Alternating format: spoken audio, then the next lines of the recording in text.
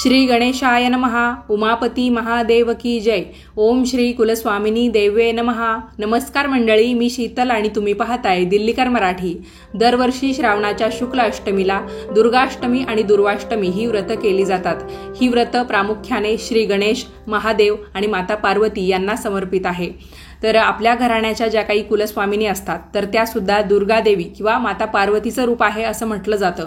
त्यामुळे या दिवशी आपण आपल्या कुलस्वामिनीचा कुळाचार करू शकतो किंवा संबंधित काही सेवा सुद्धा करू शकतो। या व्हिडिओमध्ये मी तुम्हाला या दोन्ही व्रतांची संपूर्ण माहिती देणार आहे। काय काय सेवा उपासना आपण करू शकतो तेही सांगणार आहे। कारण संपूर्ण श्रावण महिना जो आहे तो महादेवांना समर्पित आहे आणि या श्रावण महिन्यामध्ये शिवतत्व जास्त प्रमाणात सक्रिय असल्यामुळे महादेवांच्या किंवा माता पार्वतीच्या किंवा त्यांच्या संपूर्ण कुटुंबाच्या आपण ज्या काही सेवा उपासना करू त्यांचं फळ आपल्याला त्वरित मिळतं किंवा या पूजा अर्चा आपल्याला खूप लाभदायी ठरतात। काही आपल्या इच्छा आकांक्षा असतील, मनोकामना असतील तर त्या सुद्धा भोळे महादेव लवकरात लवकर पूर्ण करतात अशी धार्मिक श्रद्धा आहे। संपूर्ण माहिती जाणून घेण्यासाठी व्हिडिओ पूर्ण पहा आणि व्हिडिओ पाहत असताना सर्वांनी कमेंट्समध्ये लिहा ओम नमः शिवाय। चला तर मग व्हिडिओला सुरुवात करते। खरं तर श्रावणाची ही शुक्ल अष्टमी 12 ऑगस्टला सकाळी 7:55 लागलेली आहे, परंतु तिची समाप्ती श्रावणाच्या दुसऱ्या मंगळवारी म्हणजेच 13 ऑगस्टला सकाळी 9:31 होणार आहे। आपल्या हिंदू धर्मामध्ये उदय तिथीला महत्त्व असल्यामुळे ही तिथी आपल्याला 13 ऑगस्टलाच पाळायची आहे। या पूजेचे मुहूर्त मी तुम्हाला सांगते। ब्रह्ममुहूर्ताची वेळ सुरू होते आहे, म्हणजे या पूजेचा शुभ काळ पहाटे 4:23 ते पहाटे 5:06 अभिजित मुहूर्त आहे सकाळी 11:59 ते 12:52 विजय मुहूर्त आहे दुपारी 2:38 म्हणजे तो सुरू होणार आहे आणि दुपारीच 3:31 तो असणार आहे। तसं ही जी मुहूर्ताची वेळ आहे मी तुम्हाला ती स्क्रीनवरही देते, जेणेकरून तुम्हाला ते समजणं अजूनच सोपं जाईल। आता एक एक करून मी तुम्हाला या पूजेची सर्व काही माहिती सांगते। चातुर्मासातील दुसरा महिना श्रावण सध्या सुरू आहे। 13 ऑगस्टला दुसरा श्रावणी मंगळवार आहे। श्रावणातील प्रत्येक दिवसाचं महत्त्व अनन्यसाधारण असं आहे। धार्मिक, सांस्कृतिक, नैसर्गिक, आरोग्याच्या दृष्टीने महत्त्व असणारी विविध व्रतवैकल्य आणि सण श्रावणामध्ये साजरे केले जातात। श्रावणातील प्रत्येक मंगळवारी सुवासिनी मंगळागौरीचं व्रत करतात। हे सुद्धा महादेव आणि माता पार्वतीला समर्पित असणारं प्रभावी असं व्रत आहे। तुमच्यापैकी काही जणींनी ते व्रत मागच्या मंगळवारी सुरू केलेलं असेल। यंदाच्या दुसऱ्या श्रावणी मंगळवारी दुर्गाष्टमी आहे आणि याच दिवशी श्रावणातील दुर्वाष्टमीचं व्रत करण्याची परंपरा आहे। दुर्गाष्टमी आणि दुर्वाष्टमी या दोन्ही व्रतांमुळे दुसऱ्या श्रावणी मंगळवारचं महत्त्व वाढलं गेलेलं आहे। म्हणूनच आपण एक एक करून सर्व माहिती जाणून घेत आहोत। मराठी महिन्याच्या प्रत्येक शुक्ल अष्टमीला दुर्गाष्टमी असते आणि तिला आपण मासिक दुर्गाष्टमी असं म्हणतो। हा दिवस दुर्गा देवीला म्हणजेच माता पार्वतीला समर्पित असल्याचं सांगितलं जातं। या दिवशी देवीची विशेष पूजा, उपासना, नामस्मरण केल्यास शुभ आशीर्वाद प्राप्त होऊ शकतात अशी धार्मिक श्रद्धा आहे। श्रावणातली दुर्गाष्टमी तर अजून विशेष ठरते। याचं कारण म्हणजे श्रावणातील अष्टमीला दुर्वाष्टमीचं व्रत करण्याची परंपरा आहे। दुर्वांचं महत्त्व आणि महात्म्य अधोरेखित करणारं हे व्रत असल्याचं म्हटलं जातं। श्रावणानंतर भाद्रपद महिन्यामध्ये शुक्ल चतुर्थीला गणेश चतुर्थी असते। चतुर्थीपासून पुढे 10 दिवस गणेशोत्सव साजरा केला जातो। गणेश पूजनामध्ये दुर्वांना अनन्यसाधारण असं महत्त्व आहे। त्यामुळेच दुर्वांची वृद्धी व्हावी म्हणजेच दुर्वांची जोपासना व्हावी या उद्देशाने हे दुर्वाष्टमीचं व्रताचरण केलं जात असावं अशी धार्मिक मान्यता असल्याचं सांगितलं जातं। समुद्र मंथनातून अमृताने भरलेला कुंभ दुर्वांच्या आसनावर ठेवल्यानंतर त्या कलशातील अमृताचे काही थेंब दुर्वांवर सांडले। त्यामुळे अमृतत्वाचा गुण दुर्वांमध्ये आला। तर आपण दुर्वांना आजही बघतो। दुर्वा म्हणजेच काय, हरळ। आपण ती उपटून टाकली किंवा काढून टाकली तरी पण तिची मुळं इतकी खोलवर रुजलेली असतात की ती परत फुटतात आणि औषध म्हणजे आपण बघतो की जेव्हा शेतांमध्ये या दुर्वांची म्हणजे हरळेची जास्त वाढ होते आणि ती पिकांना हानिकारक ठरते तेव्हा शेतकरी त्याच्यावर औषध फवारणी करतो, तरी पण हरळ कधीच मरत नाही किंवा तिला मरण नाहीये, म्हणजेच एक प्रकारे ती अमर आहे। याच कारणांमुळे गणेश पूजनामध्ये किंवा महादेवांच्या पूजेमध्ये या दुर्वांना विशेष स्थान आहे। त्यामुळे श्रावण शुक्ल अष्टमीला या दुर्वांची पूजा केली जाते. संतती, सौभाग्य, संपत्तीचा लाभ मिळवण्यासाठी हे व्रत करावं असं सांगितलं जातं. दुर्वांना वंशवृद्धीचं प्रतीक मानलं जातं. म्हणजे एक हरळ जरी उगवली तरी तिच्यापासून खूप मोठं तिचं जाळं तयार होतं, इतकी ती पसरत जाते. त्याच पद्धतीने आपल्या वंशाचा वेल वाढत जावा, आपल्या वंशाची वृद्धी व्हावी, जोपासना व्हावी, या उद्देशाने आपण हे व्रत करायचं असतं. दुर्वांची पूजा करताना कोणाचाही पाय न पडलेल्या शुद्ध आणि स्वच्छ दुर्वा घ्याव्यात असं आग्रहाने सांगितलं जातं. दुर्वांसह आपण शिवपार्वती आणि गणपतीची पूजा करू शकतो आणि ती आटोपल्यानंतर आपण दुर्वांना प्रार्थना करायची आहे की हे दुर्वांनो, संपत्ती, सौभाग्य, संतती देऊन तुम्ही माझं सर्व कार्य सिद्धीस न्या. त्याचबरोबर मला प्रत्येक कामात तुम्ही सहाय्य करा. असंख्य शाखांनी समृद्ध होऊन तू जशी बहरून पृथ्वीवर सर्वदूर पसरतेस तशीच सर्वदूर कीर्ती पसरवणारी संतती मला दे. माझी वंशवेल सुद्धा तुझ्याच सारखी बहरत जावो, अशी साध्या अर्थाची किंवा सोप्या भाषेत तुम्ही प्रार्थना करू शकता.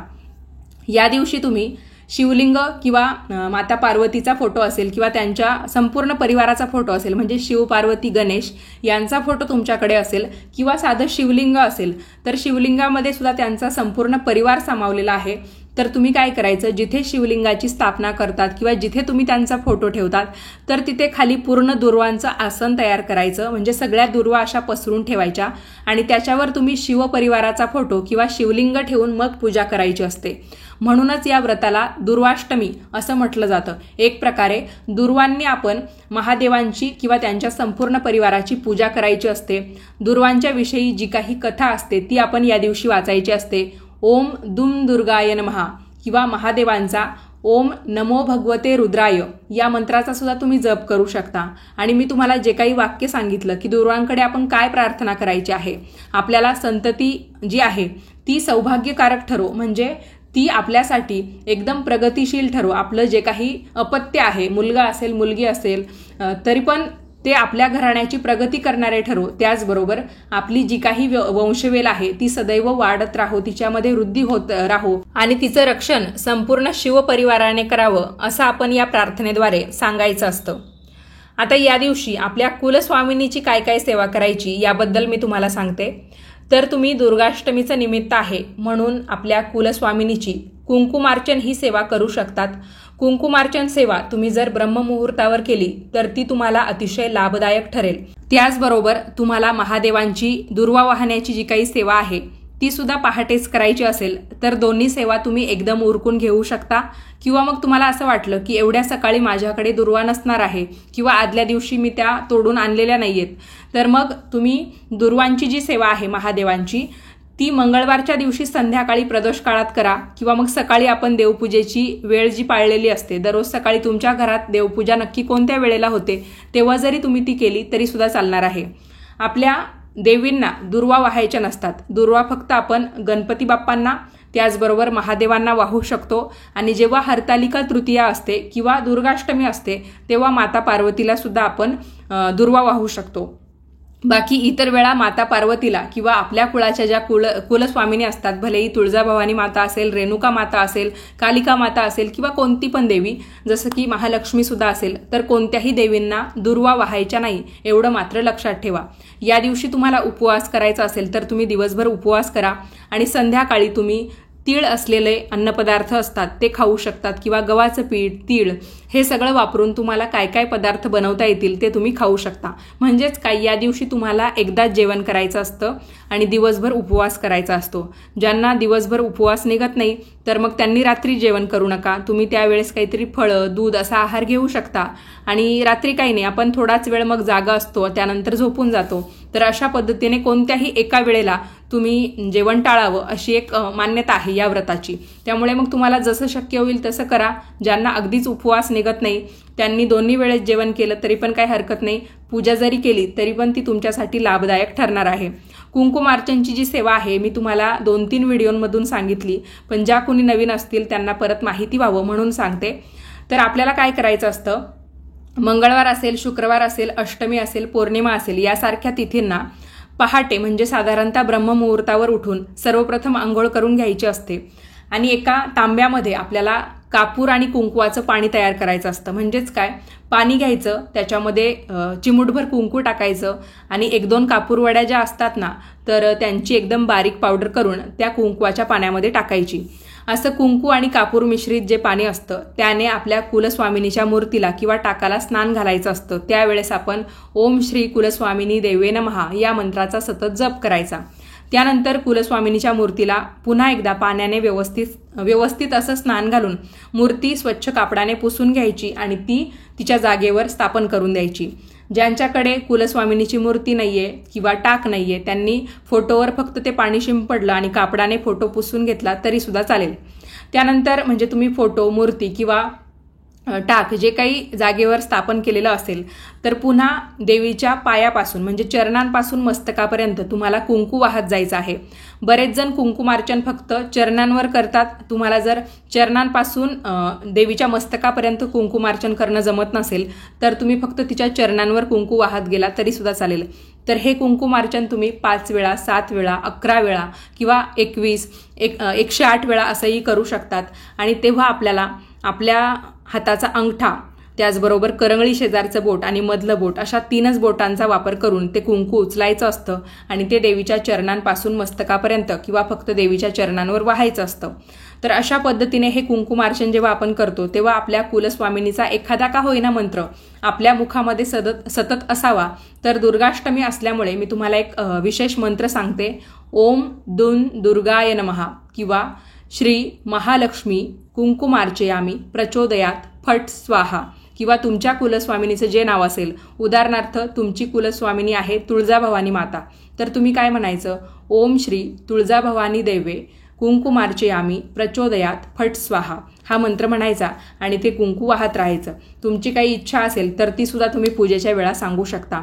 देवीला धूपदीपांनी ओवाळायचं. शक्यतो तुम्हाला लाल रंगाचं एखादं फळ मिळालं, जसं की डाळिंब असेल, सफरचंद असेल किंवा मग ऋतुमानानुसार तुम्हाला जी फळं उपलब्ध होतील त्यांचा नैवेद्य तुम्ही देवीला त्यावेळेस दाखवू शकता. आणि एकदम पहाटेच तुम्हाला ती फळं वगैरे उपलब्ध नसतील तर तुम्ही दिवसभरात कधीही नैवेद्य दाखवला तरी पण काही हरकत नाही. पण अष्टमीचा जो काही नैवेद्य असतो तर त्यामध्ये लाल रंगाच्या फळाला, लाल रंगाच्या फुलाला अतिशय महत्त्व असतं. तर तुम्ही अशा पद्धतीने देवीची सेवा करून बघा. तुमच्या संपूर्ण कुटुंबावर तुमच्या कुलस्वामिनीचा वरदहस्त कायम राहील. आता महादेवांची सेवा तर मी तुम्हाला सांगितली की तुम्ही ती देवीबरोबरच पहाटेही करून घेऊ शकता ब्रह्ममुहूर्तावर किंवा मग दिवसभरात कधीही केली किंवा संध्याकाळी प्रदोष काळात केली तरी सुद्धा चालेल. जे काही पहाटेचं महत्त्व आहे ते लक्षात घेऊन मी तुम्हाला पहाटे हे सगळं करायला सांगितलं. पण ज्यांना अगदीच ते शक्य होणार नाही किंवा ज्यांनी लेट व्हिडिओ बघितला तर त्यांनी संपूर्ण दुर्गाष्टमीचा दिवसच शुभ आहे, त्यामुळे मग दिवसभरात कधीही तुम्हाला जेव्हा जमेल तेव्हा ही सेवा तुम्ही अवश्य करू शकता. कुंकुमार्चनाबरोबरच लवंगार्चन ही सेवा सुद्धा अतिशय प्रभावी आहे. ज्यांना कुंकुमार्चन सेवा करायला जमणार नाही किंवा ते करणं शक्य नसेल तर तुम्ही ही लवंगार्चन सेवा सुद्धा करू शकता, ज्याच्या नावातच सगळं काही आहे. लवंगार्चन म्हणजे काय, देवीला लवंग अर्पण करणे. त्यासाठी एक फुलासह असलेली लवंग घ्यायची जी प्रत्येकाच्या मसाल्याच्या डब्यामध्ये सहज उपलब्ध असेल. फक्त लवंग वाहताना काय करायचं, आपल्या कुलस्वामिनीचं जे काही नामस्मरण आहे ते आपल्या मुखामध्ये सतत असलं पाहिजे. कोणताही तुम्ही एक मंत्र देवीचा म्हणू शकता किंवा मग सर्व मंगल मांगल्ये शिवे सर्वार्थ साधिके शरण्ये त्र्यंबके गौरी नारायणी नमोस्तुते हा मंत्र तुम्ही म्हणायचा आणि ती लवंग देवीला अर्पण करायची. लवंगेची जी फुलाची बाजू आहे ती तुमच्याकडे दिसली पाहिजे आणि देठाची बाजू देवीकडे असली पाहिजे. अशा पद्धतीने तुम्ही ती लवंग अर्पण करू शकता. तुम्ही लवंग 1, 11, 21, 108 या संख्येमध्ये सुद्धा देवीला अर्पण करू शकतात. बरेच जण काय करतात, अशा धाग्याच्या छोट्या छोट्या गाठी तयार करतात आणि त्या गाठीमध्ये लवंग अशी आपण थोडीशी घुसवायची आणि अशा पद्धतीने जास्तीत जास्त म्हणजे आपल्याला जेवढं शक्य होईल तेवढ्या लवंगा त्या गाठींमध्ये ओवून आपण लवंगेची माळ सुद्धा देवीच्या फोटोला वगैरे घालू शकतो. पण आता मूर्ती ज्या असतात देवघरातल्या त्या अतिशय छोट्या असतात, टाक सुद्धा अतिशय छोटे असतात, तर मग माळ घालणं काही शक्य होत नाही. आजकाल चला जे टाक आहेत ते स्टँडवाले आले आहेत की जिथे आपण टाक एकदम फोटोप्रमाणे उभे करून ठेवू शकतो. पण याच्या अगोदरचे जे टाक आहेत, जे तुमच्यापैकी बऱ्याचशा जणांच्या घरात अजूनही असतील, की ते टाक आपण एकतर देवघरामध्ये ज्या पायऱ्या असतात त्यांना टेकवून ठेवतो किंवा मग डायरेक्ट देवघरामध्ये असे झोपलेल्या स्वरूपात स्थापन करतो. प्रत्येकाची आता देवपूजा करण्याची, देव स्थापन करण्याची पद्धत सुद्धा वेगवेगळी असते किंवा देव्हारा जसा असतो त्या पद्धतीने आपण मांडणी करत असतो. त्यामुळे मग माळ न बनवता तुम्ही डायरेक्ट ते लवंग तसेच अर्पण केले तरी सुद्धा चालतं. आणि ते लवंग नंतर तुम्ही एखादा गोड पदार्थ बनवला की त्यामध्ये एक एक लवंग टाकायचा. आणि गोड पदार्थांमध्ये जेव्हा आपण एखादीच लवंग टाकतो तर त्याचा विशेष काही स्वाद तुम्हाला कळून येणार नाही. त्यामुळे अशा पद्धतीने तुम्हाला त्या लवंगेचा वापर करता येईल. किंवा मग तुम्ही जे काही पदार्थ बनवतात, ज्या काही मसाल्याच्या भाज्या बनवतात त्यामध्ये सुद्धा तुम्हाला एक देवीचा प्रसाद आहे म्हणून त्या लवंगा वापरता येतील. तुम्ही देवीला या दिवशी लिंबू हे फळ सुद्धा वाहू शकतात. एक चंडमुंडांचं प्रतीक म्हणून देवीला लिंबू हे फळ अर्पण केलं जातं. किंवा तुम्ही तुळजाभवानी देवीचे फोटो बघितले असतील किंवा इतर तुमच्या ज्या कुलस्वामिनी असतील त्यांचे फोटो बघितले असतील तर त्यांच्यासमोर जे काही त्रिशूळ वगैरे लावलेले असतात तर तिथे सुद्धा असे लिंबू त्या त्रिशूळावर असे खोचून ठेवलेले असतात. तर हे आहे चंडमुंडांचं प्रतीक. शिवशक्ती आहेत आपल्या कुलस्वामिनी म्हणून त्यांना लिंबू हे फळ वाहण्याची प्रथा आहे.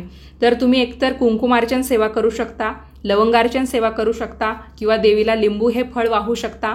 किंवा अजून सांगायचं झालं तर तुम्ही देवीला विडा म्हणजे पानाचा जो काही आपण मुखवास म्हणतो किंवा विडा म्हणतो किंवा तांबूल ज्याला म्हणतो तर तो सुद्धा मनापासून अर्पण केला. त्यावेळेस तुम्ही देवीचा ओम दुम दुर्गाय नमः किंवा 999 मंत्र असतो किंवा मी तुम्हाला जो काही मंत्र सांगितला सर्व मंगल मांगल्ये तो मंत्र म्हणून सुद्धा तुम्ही देवीला विडा अर्पण करू शकता. तुमच्या कुलस्वामिनीचं मंदिर आसपास कुठे असेल किंवा तुमच्या गावामध्ये देवीचं एखादं मंदिर असेल तिथे जाऊन तुम्ही विडा अर्पण केला तरी सुद्धा चालेल.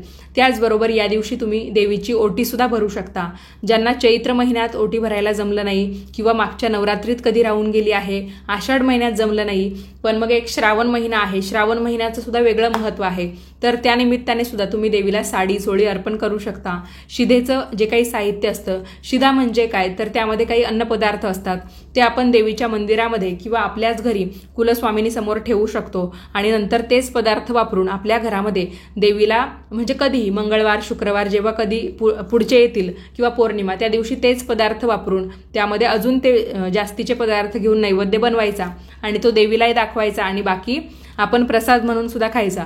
शिध्यामध्ये काय काय असतं तर आपण त्यामध्ये गव्हाचं पीठ घेऊ शकतो, हरभऱ्याची डाळ घेऊ शकतो, लाल सुक्या मिरच्या, तेल, गूळ असे पदार्थ त्यामध्ये असतात, मीठ सुद्धा असतं. आणि अर्थातच हे सगळे स्वयंपाकातले पदार्थ आहे. आणि आपण जेव्हा नैवेद्य वगैरे काहीतरी बनवतो तर त्यामध्ये तिखट, गोड, खारट अशा सगळ्या चवींचा समावेश असतो. फक्त काही देवी देवता अशा आहेत की त्यांना आपण मीठ असलेले पदार्थ नैवेद्य म्हणून दाखवत नाही, पण देवीच्या नैवेद्यामध्ये तर आपण भाजी पोळी वरण भात असे सगळेच पदार्थ बनवतो. त्यामुळे मग जे काही पदार्थ आवश्यक आहे, एक कोरडा शिधा आणि त्यामध्ये तेल, हे सगळं आपण देवीसमोर ठेवू शकतो. तुम्हाला देवीला काही फळं अर्पण करायची असतील तर तीही तुम्ही या दिवशी करू शकतात. दुर्गा सप्तशतीमधला कोणताही एखादा अध्याय तुम्ही या दिवशी वाचला तरी पण तो तुमच्यासाठी फलदायी ठरू शकतो. आणि दुर्गा सप्तशती तुम्हाला माहितीच आहे किती प्रभावी असा ग्रंथ आहे. नवरात्रीमध्ये किंवा श्रावण महिन्यामध्ये किंवा इतर वेळासुद्धा बरेचसे जण या ग्रंथाचं पारायण करत असतात. आणि ज्यांना अगदी काही जमणार नाही त्यांनी मी सांगितलेले जे काही मंत्र आहे तर ते म्हणा. हवं तर डिस्क्रिप्शन बॉक्समध्ये किंवा कमेंट्समध्ये मी तुम्हाला ते मंत्र देते किंवा व्हिडिओच्या स्क्रीनवर कुठेही एका ठिकाणी तुम्हाला ते मंत्र बघायला मिळणार. त्यामुळे फक्त व्हिडिओ तुम्ही काळजीपूर्वक पाहिला तर सगळं काही व्यवस्थित समजतं. आणि आपली देवीची जी आरती असते, दुर्गे दुर्गट भारी तुझविन संसारी, ही आरती तुम्ही मनापासून म्हणा, सगळं काही व्यवस्थित होईल. त्याचबरोबर श्रावणातल्या या दुर्गाष्टमीच्या निमित्ताने तुम्ही तुमच्या घरी कन्या पूजन सुद्धा करू शकता. त्यामध्ये तुम्ही साधी एखादी कन्या पूजली तरी सुद्धा पुरेसा आहे. तुमच्या घरातच एखादी कन्या असेल तर तिलाही तुम्ही तुमची कुलस्वामिनी आहे अशा रूपात मानून पूजन करू शकता. तिला काहीतरी भेटवस्तू तुम्ही या दिवशी देऊ शकता. हळदी कुंकू लावायचं, एखादं फळ फूल त्याचबरोबर भेटवस्तू देऊन तिचा मान सन्मान करायचा. आपली कुलस्वामिनी जी असते किंवा दुर्गादेवी असते तर अशा देवींचं आपण मोठ्या स्वरूपात म्हणजे मोठ्या वयाच्या स्वरूपातपेक्षा कुमारी रूपात जेव्हा पूजन करतो तर ते आपल्यासाठी खूप लाभदायी ठरतं आणि आपल्या मनातल्या इच्छासुद्धा देवी लवकरात लवकर पूर्ण करते. त्यामुळे तुम्हाला या दिवशी कन्यापूजन करायचं असेल तर तेही करा. म्हणजे एकतर कुंकुमार्चन, लवंगार्चन किंवा मग देवीची ओटी भरायची असेल, देवीला लिंबू हे फळ अर्पण करायचं असेल किंवा मग हे जे आहे कन्यापूजन, यापैकी कोणतीही एक सेवा तुम्ही करू शकता। दुर्गाष्टमीच्या निमित्ताने या दिवशी तुम्ही तुमच्या कुलस्वामिनीची गोड आरत्या लावून पूजा करू शकता। गोड आरत्या कशा लावायच्या, तर त्यासाठी गव्हाचं पीठ घ्यायचं, त्यामध्ये थोडासा गूळ टाकायचा आणि गोडसर असं पीठ मळून घ्यायचं आणि या पिठाचे तुम्हाला 8 दिवे बनवायचे असतात। त्यामध्ये एकतर तुम्ही तुपाच्या फुलवाती लावू शकता किंवा तेल टाकून कापसाच्या जोडवाती लावू शकता आणि या 8ही दिव्यांनी, म्हणजे अष्टमी आहे त्यामुळे 8 दिवे लावून तुम्ही देवीला ओवाळू शकता। देवीची आरती सुद्धा याच दिव्यांनी करू शकता। कुलस्वामिनीच्या ज्या काही सेवा मी तुम्हाला या व्हिडिओमधून सांगितल्या त्या सर्व श्रेष्ठ आहेत, एकापेक्षा एक अशा या सेवा आहेत, म्हणजेच काय उच्च कोटीच्या सेवा आपण यांना म्हणू शकतो। त्यामुळे मग दुर्गाष्टमीच्या निमित्ताने तुम्हाला जमतील तेवढ्या किंवा यापैकी कोणतीही एक सेवा जर तुम्ही मनापासून केली तरी पण तुम्हाला दुर्गाष्टमीचं पूर्ण फळ मिळेल। तुमची दुर्गाष्टमी सुफळ संपूर्ण होईल आणि तुमच्या संपूर्ण घराण्याला तुमच्या कुलस्वामिनीचा आशीर्वाद नक्की मिळेल। त्यामुळे दुर्गाष्टमीचं पुण्य तुमच्या पदरात पाडून घ्यायला विसरू नका आणि आवर्जून या सेवा करा। त्याचबरोबर महादेवांना दुर्वा वाहून त्यांची पूजा करायला अजिबात विसरू नका। हा व्हिडिओ तुम्हाला कसा वाटला ते कमेंट्स करून सांगा। आवडला असेल, उपयोगाचा वाटला असेल तर व्हिडिओला लाईक, शेअर आणि आपल्या चॅनलला सबस्क्राईब करायला विसरू नका। व्हिडिओ पाहिल्याबद्दल तुम्हा सर्वांचे खूप खूप धन्यवाद।